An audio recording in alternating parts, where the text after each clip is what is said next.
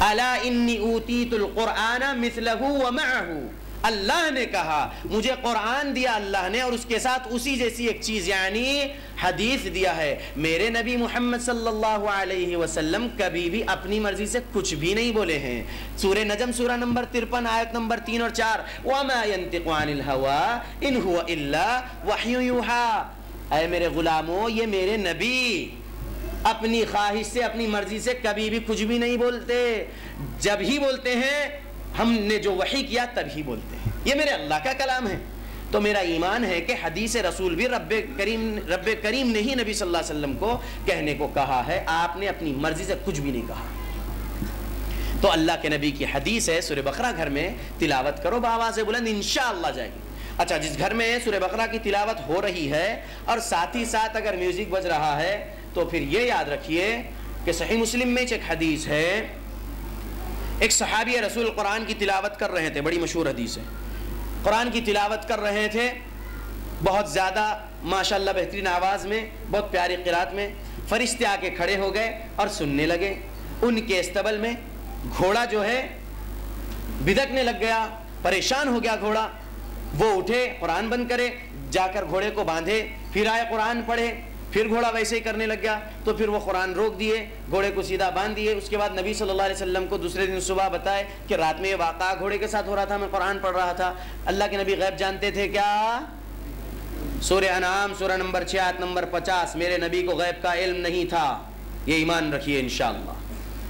تو اللہ کے نبی صلی اللہ علیہ وسلم کے پاس پھر فرشتے آ کر بتائے کہ فرشتے آ کر کھڑے ہوئے تھے اور یہ جو قرات کر رہے تھے وہ قرآن سن رہے تھے، اور اگر یہ صبح تک قرآن پڑھتے پڑھتے رہ جاتے تو لوگ اپنی آنکھوں سے دیکھ لیتے فرشتے کو۔ یہ اللہ کے نبی نے کہا۔ یعنی کیا مطلب ہو رہا ہے اس حدیث سے؟ اس حدیث کا استدلال یہ ہے، اگر سمجھے سلف کے فہم سے، جس گھر سے قرآنی قرات انشاءاللہ باہر گونجے گی، جس کھڑکی اور دروازوں سے، اس گھر میں کون آئیں گے انشاءاللہ؟ فرشتے آئیں گے، اللہ کے رحمت و برکت آئے گی انشاءاللہ۔ اور اسی گھر میں اگر میوزک بج رہا ہے، فلمز دیکھ رہے ہیں، موویز دیکھ رہے ہیں، تو پھر وہ آوازیں باہر جا رہی ہیں تو کون داخل ہوں گے؟ موسیقی کس کی غذا ہے؟ شیطان کی۔ تو جب شیاطین آپ کے گھر کا رخ کریں گے تو پھر کیسے سبحان اللہ آپ کے گھر میں رحمت و برکت رہے گی؟ نہیں رہ سکتی۔ لہذا اپنے گھر میں میوزک نہ رکھیے۔ الحمدللہ ہمارے گھر میں ٹیلی ویژن نہیں ہے، الحمدللہ، اللہ کا فضل و کرم۔ میوزک سے ہم نفرت کرتے ہیں، الحمدللہ۔ اللہ ہم سب کو ویسا بنا دے، ہم سب کو تقوی کا لباس پہنا دے میرے اللہ، آمین۔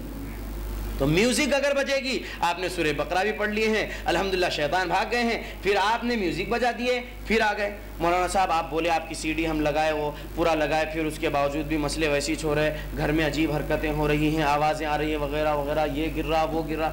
پھر کیسا آپ نے کہا کہ سورہ بقرہ کی تلاوت بآواز بلند پورے کمروں میں گونجا دیجئے تاکہ جو ہے شیاطین بھاگ جائے۔ پھر ہم نے کہا آپ نے ٹیلی ویژن نہیں بند کیا ہے، میوزک نہیں بند کیا ہے، اس وجہ سے آپ کی بندش نہیں ہو رہی ہے۔ ایمان مکمل لائیے اللہ رب العالمین کی ذات پر، محمد صلی اللہ علیہ وسلم کی ذات پر اور قرآن مجید پر، اور اللہ رب العالمین نے جن چیزوں پر ایمان لانے کو کہا وہ ایمان مکمل لائیے، عمل ویسا کریے جیسے کرنے کا حکم ہے۔ پھر دیکھیے شیطان کی کیا مجال کہ وہ آپ کے گھر میں آ سکے، واللہ ہی نہیں آ سکتا۔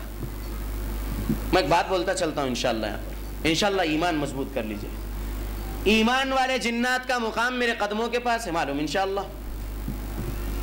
جنات اگر سن رہے ہیں، باہر بھی آواز جا رہی ہے جھاڑوں پر، جنات اگر سن رہے ہیں تو سن لیں، ایمان والے جنات کا مقام میرے قدموں کے پاس ہے، یہ میرا ایمان ہے، کیونکہ میں شرک نہیں کرتا الحمدللہ، کفر نہیں کرتا الحمدللہ، بدعت اور خرافات نہیں کرتا الحمدللہ، جیسے بھی اللہ رب العالمین کو راضی کرنے کے لیے جو کچھ بھی کام کر رہا ہوں الحمدللہ، اہل حدیث پوری بننے کی کوشش کر رہا ہوں الحمدللہ۔ اللہم انی اعوذ بک من عمل الریا، اللہم اجعلنی فی عینی صغیرہ وفی اعین الناس کبیرہ، آمین یا رب۔ سن لو اے جنات، تمہارا باپ ابلیس، پہلے ابلیس نہیں تھا، عزازیل تھا، ایمان والا جن تھا۔ اللہ نے ایمان والے جن کو کہا اے فرشتوں اور اے ابلیس تو سجدہ کر دو آدم کو۔ ایمان والا تھا ابلیس، جو عزازیل تھا وہ ایمان والا تھا، اس ایمان والے عزازیل کو اللہ نے حکم دیا تھا آدم کے سامنے سجدہ کرنے کا، الحمدللہ۔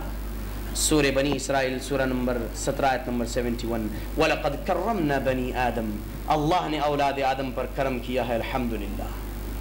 ایمان والے تمام جنات میرے قدموں کے پاس ان کا مقام ہے، اور کافر جنات کا مقام میرے بیت الخلا میں ہے انشاءاللہ۔ یہ میرا ایمان ہے۔ جنات سے اگر ڈرو گے واللہ حاوی ہو جائیں گے۔ جنات کو بھگائیے، آپ بھگا سکتے ہیں جنات کو، اگر آ رہے ہیں سرکشی کر رہے ہیں، کفر کر رہے ہیں، ظلم کر رہے ہیں آپ کے گھر میں، آپ کے گھر والوں کے ساتھ، تو آپ بھگا سکتے ہیں جنات کو، کسی بابے کی ضرورت نہیں ہے۔ آپ اپنا ایمان مضبوط کریے۔ ہم پر اللہ نے کرم کیا ہے، ہم سے کمتر مخلوق ہے، ہم اس سے نہیں ڈرنا۔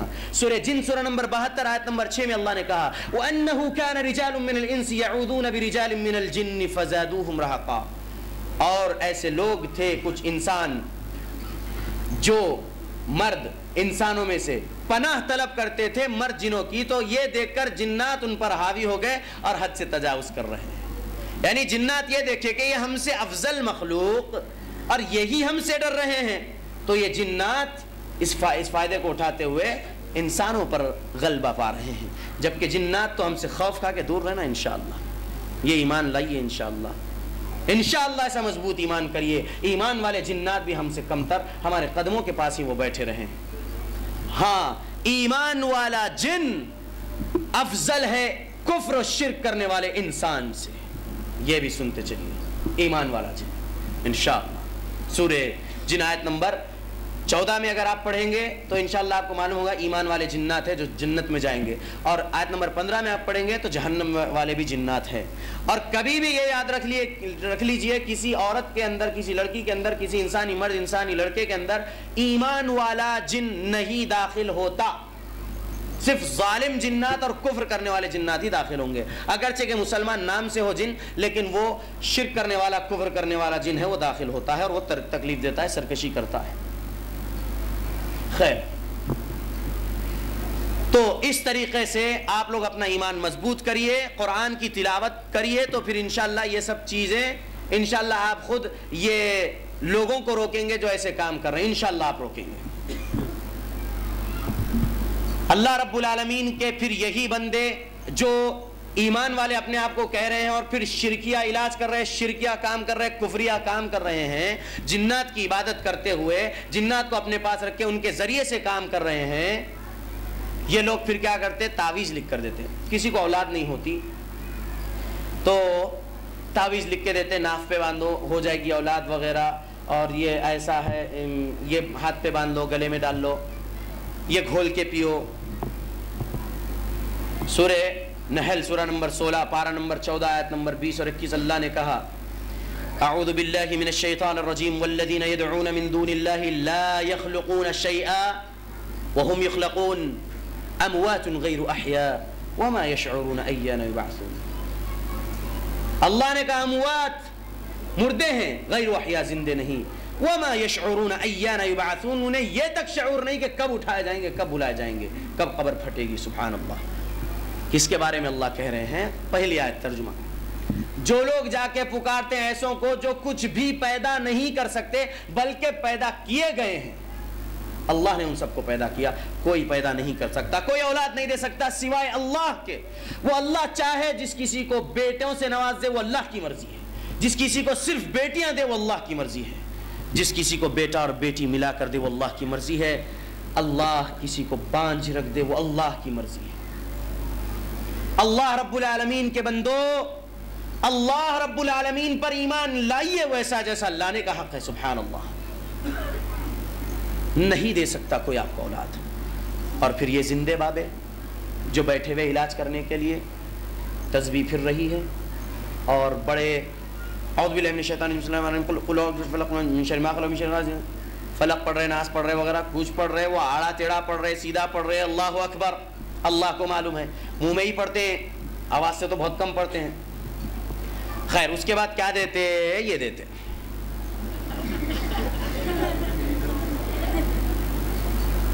یہ تعویذ، ایک ہائی لائٹ تعویذ بتاتا ہوں انشاءاللہ۔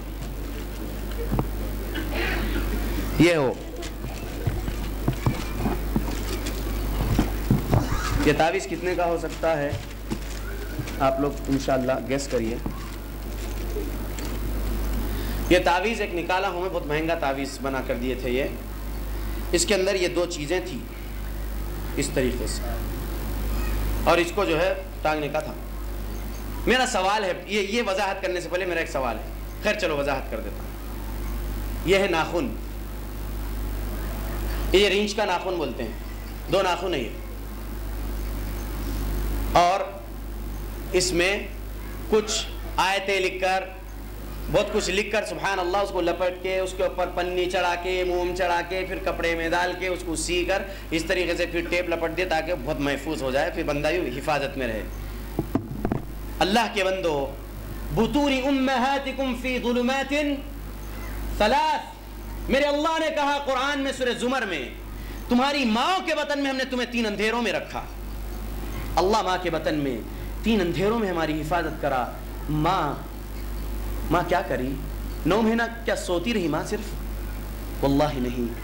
ماں بازار گئی دھوپ میں, ماں بازار گئی بارش میں, ماں بازار گئی ٹھنڈی میں, ماں کچھ بھی لانا تھا لے کر آئی, ماں برتن دھوئی, ماں کپڑا دھوئی, ماں وزن گھڑے اٹھا کر پانی بھری, ماں سیڑھی چڑھی سیڑھی اتری, ماں سوئی کروٹ بدلی, ماں اٹھی بیٹھی, یہ سب چیزیں کی. پانی گرا ہوا تھا پھسل کر گری, کون حفاظت کرا آپ کی, آپ کے ماں کے بطن میں؟ وہ اللہ. جب آپ کچھ نہیں کر سکتے ہیں تب آپ کی حفاظت کر سکتے ہیں. تو یہ زمین پر یہ تعویذ گنڈے پلیتے نیمبو ناریل مرچی مرغا بکرا بھلاوے کوڑیاں یہ حفاظت کرتے. اللہ کی قسم یہ عمل کرو گے جہنم کی آگ واجب ہو جائے گی. توبہ کرنے سے پہلے مرو گے تو اللہ کی قسم جہنم کی آگ میں جاؤ گے. کیا رہتا اس میں رہتا کیا یہ تعویذ میں؟